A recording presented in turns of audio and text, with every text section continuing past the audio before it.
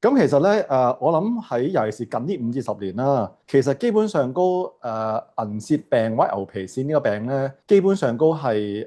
我哋叫做解構咗㗎啦。其實，嗯咁以前點解會有個咁核突嘅名叫牛皮癬咧？就因為喺譬如以前嘅年代啦，嗰啲皮膚你見到一笪笪好厚嘅、嗯生生嘅、好嗯紅嘅，有一陣好厚嘅死皮黐住咗嘅。國內嘅同僚啦，咁問佢點解咁得意會有一個叫做牛皮癬咁嘅病咧？佢講個名咧，其實因為佢覺得好似牛皮咁難醫啊，好似牛皮嗯咁厚同咁難醫咧，所以佢嗯叫做牛皮癬。癬，因為我哋中國人就一圈圈嗰啲又叫癬噶嘛，所以叫牛嗯皮癬啦。咁呢個病就俾人覺得好肉酸啦，即係話癬會唔會傳染？咁其實因為牛皮癬呢樣嘢唔會傳染噶嘛，咁所以而家有近呢幾年咧，亦都係有一啲正式嘅學名咧，我哋叫做銀屑病啦，叫做。嗯咁而家我哋發覺咧，銀屑病呢個病咧，其實基本上咧就同啲感染啊嗰啲性完全冇關係嘅。